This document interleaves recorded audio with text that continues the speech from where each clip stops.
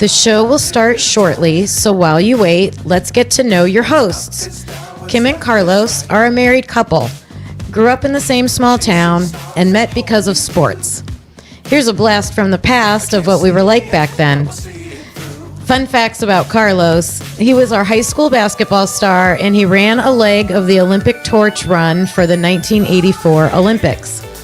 I was a freshman when Carlos was a senior. He wrote these messages to me in our yearbook back in 1985. We decided to start our podcast in 2023. Our first season used this cover art. The first season was our memoir about getting your child through cancer. The name of our show has deep meaning for us because doctors would always blow us off with these two words, typical and unique. We made this montage part of our intro for a while. Hit with so many typicallys and uniques.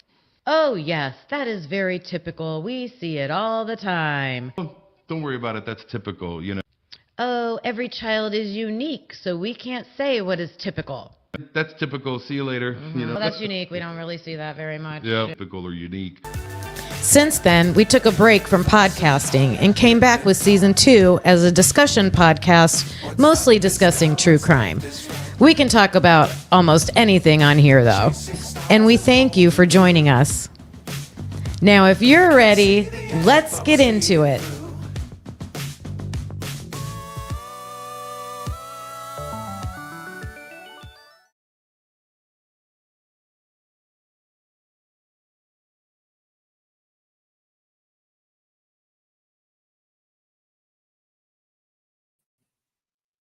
Welcome to Typically Unique. I'm Kim Aponte, and I'm here with my husband, Carlos. Hello. And so we're here to talk about Big Brother, and we got our first eviction. So let's get into it, as someone once said. Let's get into it. So the eviction happened, and Matt was voted out. Gandhi. And that was all Angela's doing. She was rough that week, really mean. And so her reaction after the vote was, I think, a little smug. I think she was, you know, Do you think that was all Angela's doing?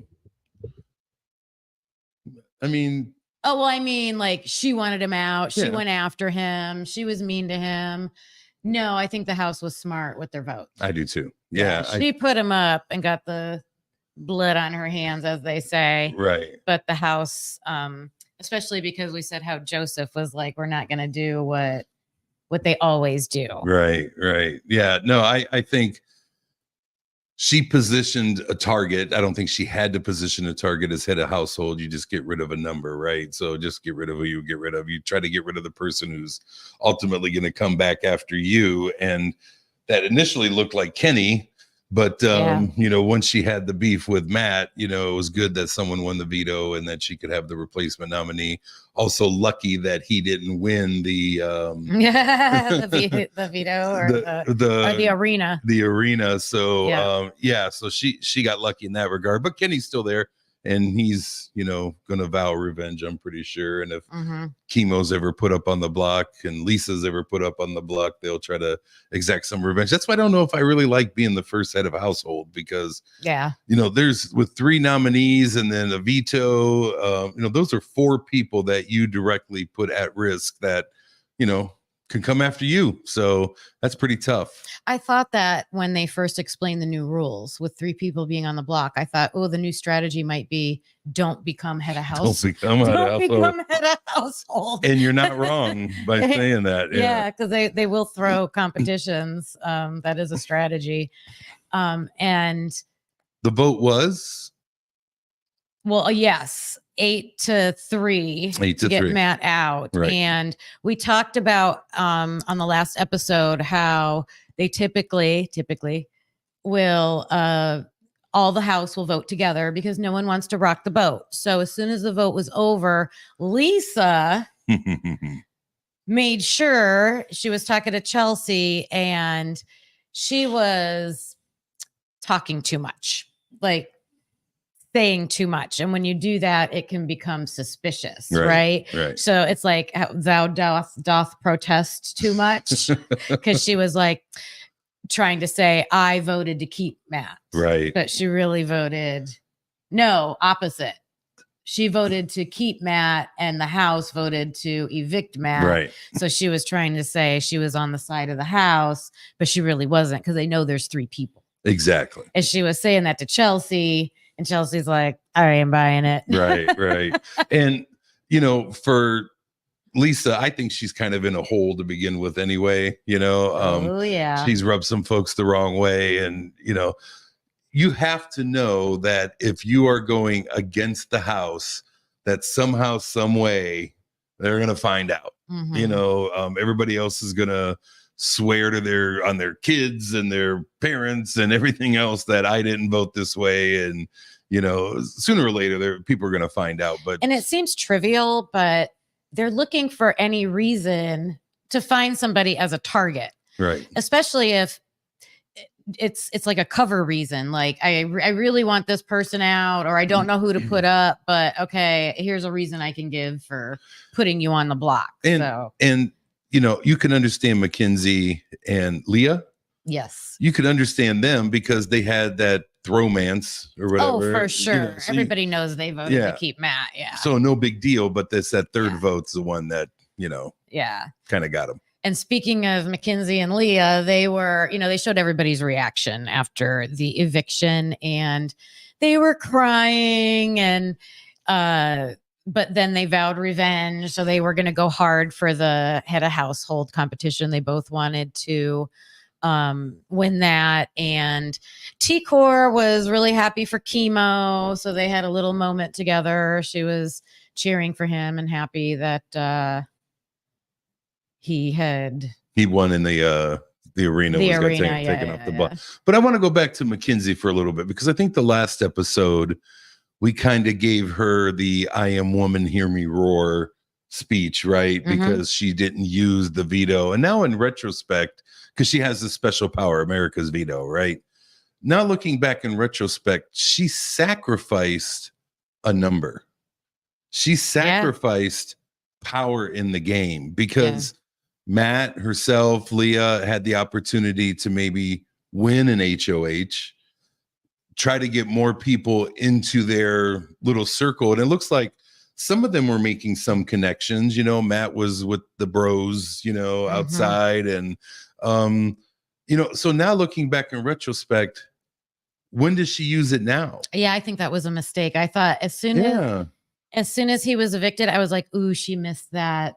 She missed that opportunity, because now she's kind of like a floater that they call them. She's one of 2. Yeah. And they could have been one of 3 and tried to build power, because, the most powerful group in the House has not been more than 5. Right. And they could have been 3 solid and tried to find a couple people that would join their ranks. Yeah. And it easily could have been the other people that were on the block. Yeah. I mean, I understand her reasoning, because she's like, I'm keeping it for myself to keep myself safe, but it could have been a strategy too. I don't know. It could have, it's easy in retrospect, but I think at the time, I think we both celebrated the fact that, she didn't do it for a showman's. So kudos for that, but it could have been done for a strategic play. Yeah. And take the showman's out of it, and it was. But I still think she would have gotten roasted for that. She would have gotten, as a woman in a relationship, on the other, she would have got roasted for that. Right.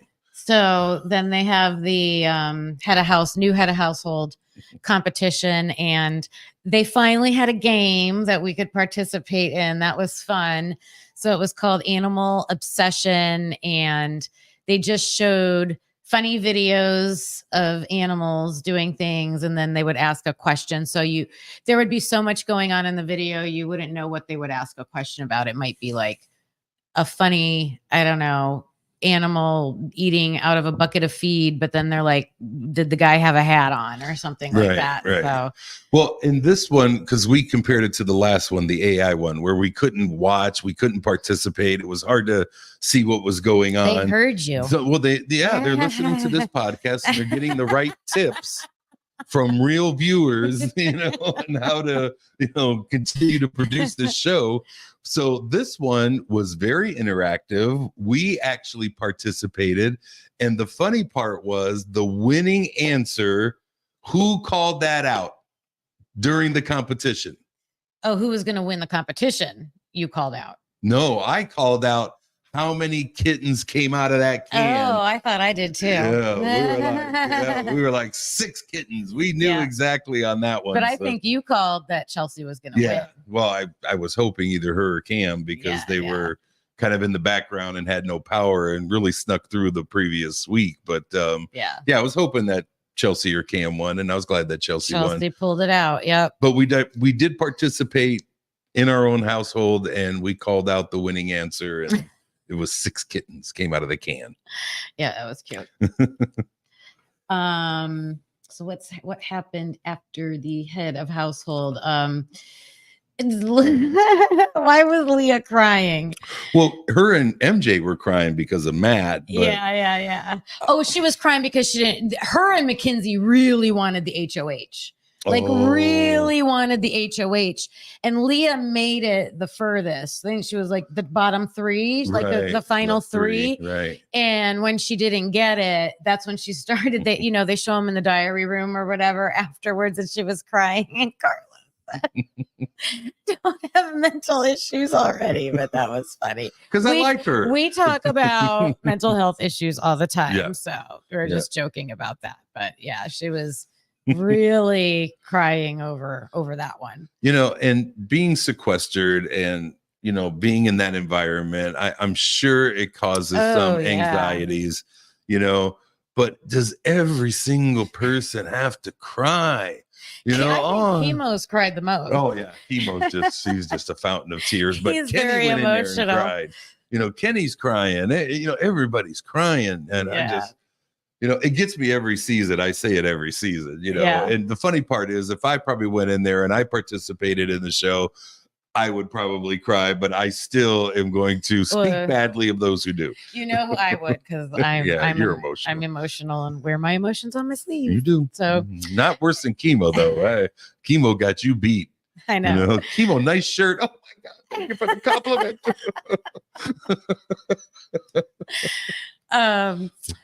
So last week, the whole week was all Angela. And so it was nice to have an episode where she wasn't the focus, and she actually was a little funny after coming off, I thought, because something happened, because they were showing diary room clips and people talking, and she was in the diary room, I think, talking about how everybody might be thinking about her now. And she was kind of like, I'm not sure where everybody stands with me. And she's like, I don't even know where I stand with me. I don't know. I just thought that was funny. Yeah.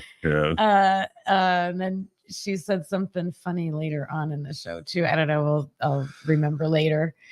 But let's talk about Angela a little bit. So her reign is done. She knows she's going to have a tough week coming up, and it would have been with any first head of house. I don't think she played it that well. So that's going to be on top of everything else. But I don't know, there's been some scuttlebutt about, that I'm hearing, like that there's this big conspiracy, which is right up your alley, Kimberly, conspiracy theory. There's some big conspiracy theory that she is a CBS plant because she's been on a ton of CBS shows. Oh. And she has been asked to be the villain. Well, I said that. Like, I didn't say she was the plant. I said they probably told her play a role. That was my speculation. There you go. So you're right in line with the conspiracy theory that's out there. So, yeah. So I don't know. They do script things or try to manipulate. They try to manipulate things. Yep. It is a show. Yeah. So, it seems like so far people are talking alliances with like the HOH.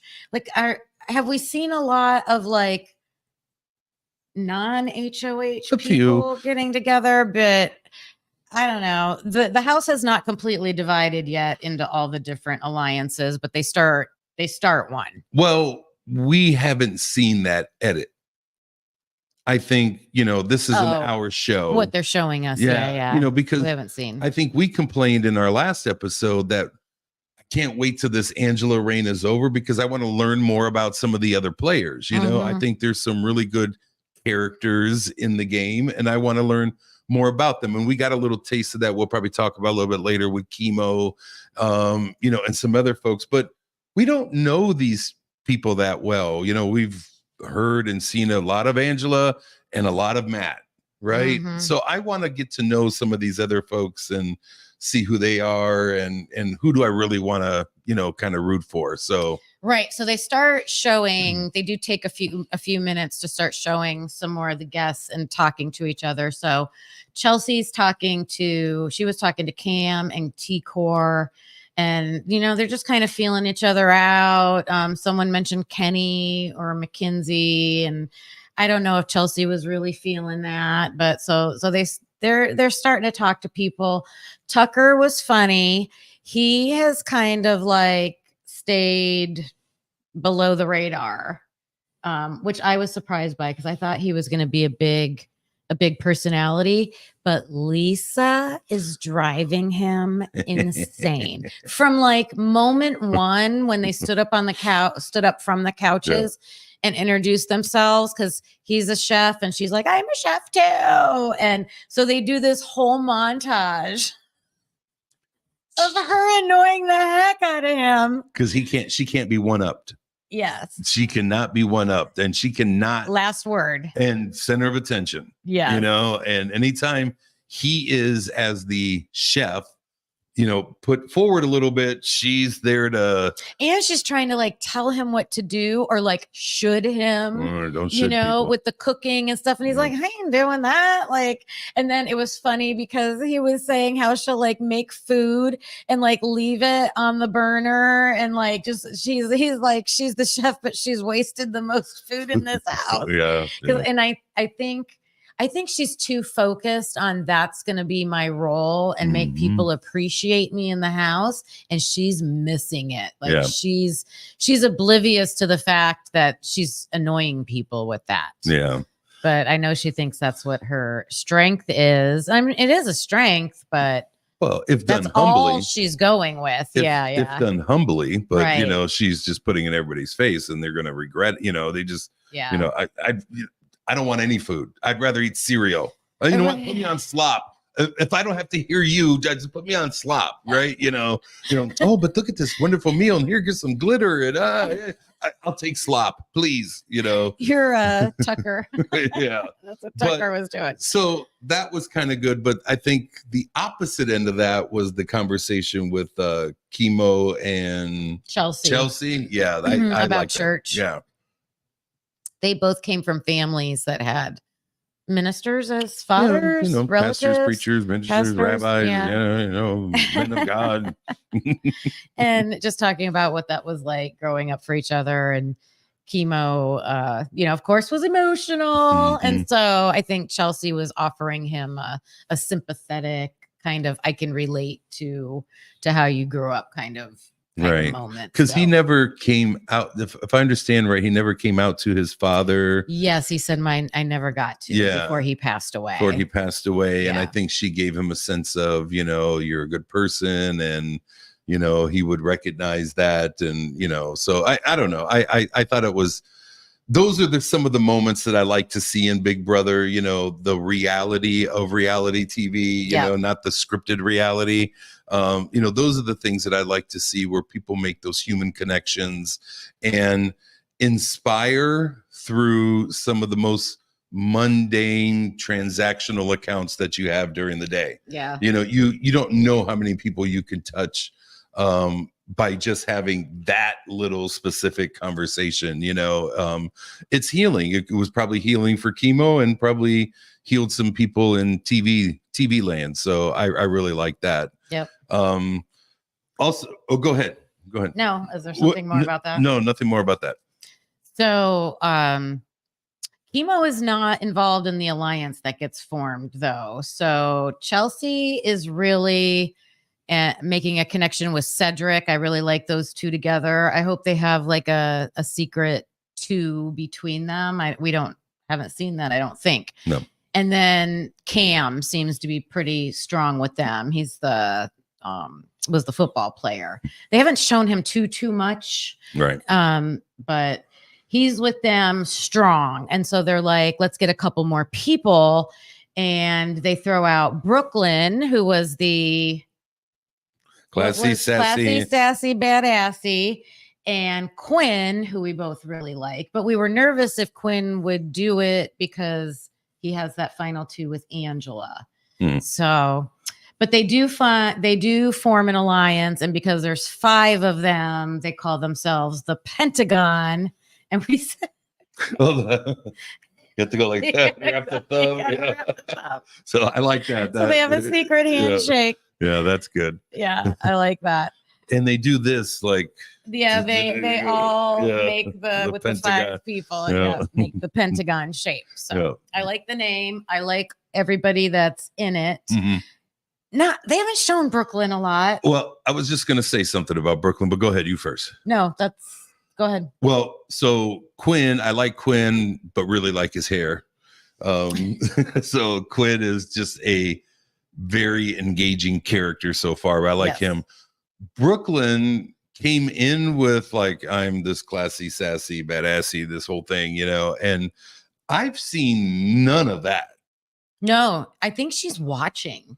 I think she's being an observer. And so if she's going to be strategic, then she better start leading stuff, because it seems to me she's sitting back and hoping people are going to bring her, which happened in this case. Yes. But if you come in with the moniker classy, sassy, and badassy, and you're going to sit back and be a floater and hope other people bring you along, then you're losing some of my respect points. Yeah, I'd be curious to see what some of the live feeds have shown with her, because we haven't seen. The only thing I've noticed with her is she's been a comforter, like even with Angela and like other people. She's just trying to. I think she's been kind of interacting with people, but taking her time and kind of seeing where it goes. But now she's in the Pentagon, and her and Chelsea are the only women in that. So right. Yeah. So so Mackenzie, the funny part. There was a funny scene. Yeah. So Mackenzie and Tucker. We're outside, and I don't know this as a male beachgoer, but apparently, getting lotion on your back is a difficult task. Suntan lotion on your back is a difficult task, right? Yeah. So you need somebody to help you. You got to have someone else do it. So Mackenzie asked Tucker to put lotion on her back. So he does. He takes his time. He covers every inch, does a great job. And then he turns around and bends over for her to do his, and she walked away. He was like, now me? And she was like, nope. It was really funny. Yeah, that was funny. They did have some funny moments in that episode. Yeah. So that was good. And again, hopefully we get to learn a little bit more about some of the characters, because I think that's what I ultimately gravitate to. Like, who are the people that I want to see win? Yeah. And you got to know them to root for them. Exactly. So it seems like, I guess they're starting to, but they got to have more time in the show to let us see that, besides the competitions and stuff. For sure. Then it's time for nominations. I think the Pentagon had a meeting before that, because Chelsea is the head of household. Right. So she was kind of feeling everybody out. What do you want to do? And they ended up, everybody in the house that she met with almost said Lisa was annoying. So she puts her up because of that. Mm-hmm. Angela, no brainer, right? Angela even said that at the nomination table. She was like, plot twist. Like she knew that was coming. And Kenny, just because. Why? No blood. Because he was already on the block. No blood. Already somebody's target. And Kenny, who is the police officer who is bald, had a hat on, and I'm like, where did that hair come from? Yeah. She was legit. Like, hey, he's got hair. I'm like, where? How does he have hair? And it was, a tennis hat with a fake hair piece. I was like, Kimberly, it's a wig hat. I don't know. I missed that part when they were, or I didn't know they, didn't realize he would have that, but that was funny. So tonight, the show that airs tonight will be Veto. Yes. So we know who the nominees are. So they're going to do the veto. Potentially one person comes off, another person goes on. Then when they go to eviction night, the next night, then they'll have the AI arena. So then one of the three, whoever's left, will come down, and then two people. So of the three, we're just speculating now. We don't have any inside information, I don't think. But of the three so far, who do you think's the target?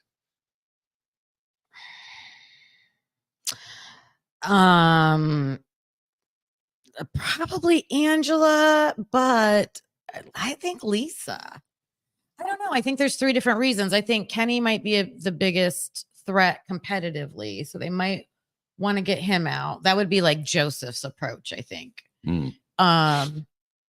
Revenge is probably only going to be, they kind of forget things quickly in the house. I don't know if everybody's still focused on Angela, except for Mackenzie and Leah, because they loved Matt. And Lisa has just annoyed everybody. So I think it's going to be torn between Lisa and Kenny.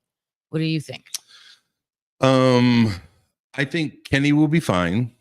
I think he'll be okay. I think he's in the chemo position that, he hasn't rubbed anybody the wrong way. And the first few votes seem to be a little bit more emotional and less strategic. I think it gets strategic a little bit later on. Unless the vaunted all girls alliance tries to get out another guy, but we know that will never happen. So I think Kenny will be safe. Plus, Joseph said we're not doing that anymore. We're not playing the same old way anymore. Yeah, so that'll be interesting. But who knows what that means? Who knows what that really means? So, and then the game itself is lending itself to doing things differently. So he's no Nostradamus here in my eyes, but I like it that he went out on a limb. Between Angela and Lisa, if both of those two were to stay on the block, I would vote out Lisa. And I would keep Angela as the shield. Yeah. Lisa is not a threat and not so much a shield, but could be so annoying that be like, look, I need that out of my life. Yeah. So it could be, I need that out of my life vote. Yeah. For Lisa. Yeah. We did learn something in the last episode. What did we learn? So with the veto, because someone has Mackenzie has the America's veto. So if she were to use it on veto night, right, it's got to be when they're using the veto, they would immediately do a live vote. Yes. Okay. Which you had predicted previously, because I was like, how are they going to do this? Yeah. And you had predicted that, on American Idol, they do it on a commercial break before they reveal the top 5 or top 4 or whatever. So, but I think Julie Chen actually explained it last time. That it would be immediate America's vote. Which, again, because of, the time difference in different parts of the United States, it'd be weird that the West Coast left out of that, but so be it. Be it as it may. I think I was looking at times, and whatever they're like, we're all watching it at the same time. But so if we watch it at 9, they watch it at 6?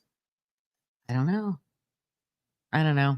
You just said, I thought that's what I read. Well, no, I thought it said 3 p.m. here, or 8 p.m. here, 8 p.m. there. Well, then that's So then it's not. Okay. No. I thought you had some inside information. Just thinking out loud. Sometimes I'm not always right. All right. No. Mostly right on, babe. Be nice. I love you. Nice. I love you, I said. Also, so we know how that veto is going to, or America's veto is going to work. So we'll never end. They won't end that Wednesday night without 3 people on the block. They will immediately replace 3 people to be on the block. So we're going to see that tonight. And then we are not going to be able to record again until next Tuesday. Or Wednesday before the next show. Either next Tuesday or Wednesday before the next show. Oh yeah, we could do that. Yeah. It's going to be a long one though, because we're going to watch we're going to watch tonight's episode. We're going to watch tomorrow night's episode, and we're going to watch Sunday night's episode. So it'll be veto, arena, eviction, head of household the rest of the week, and then we're going to do one show on that. Yeah. So we'll see how much happens. We've got some flexibility Monday through Wednesday. Right. Expect our next live, but we can't do the next couple episodes like we've been doing. Because we're going on vacation. We're going on vacation. So we're not to like spoiler. Nobody's hurt or anything. We're just going on vacation. Yep. So we hope you'll join us back for that, and hope some good stuff happens in these episodes. Yeah, for sure. And your predictions are doing pretty good so far. You've laid out the veto, how that was supposed to work, and yeah, you're not doing too bad. This whole new Big Brother thing, you've been right on. So. And Angela has survived. Angela has survived. I'm like, even though I'm like, oh my god. No, so far so good. You've been into it, so very good. All right, everybody. We will see you next week. Bye. Bye.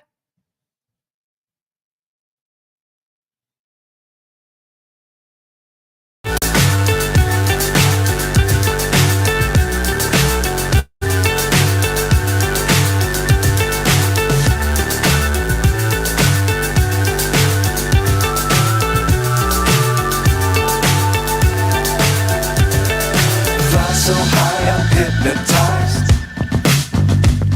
What's up is down, what's left is right. Chasing stars and holding you. I can't see the end, but we'll see it through.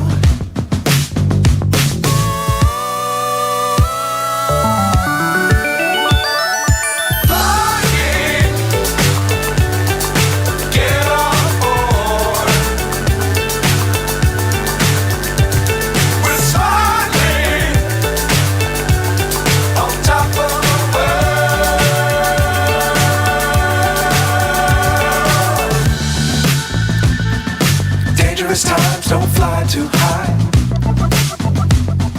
Be sure to keep the ground in sight. Fly forever if you keep it tight. Love the world but keep the sky on your mind.